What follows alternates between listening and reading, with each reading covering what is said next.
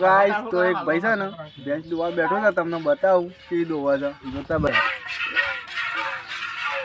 શું છે યાર જો ભેંસ દોવો છે તાળ ભેજ દો કેટલું દૂધ કાઢે?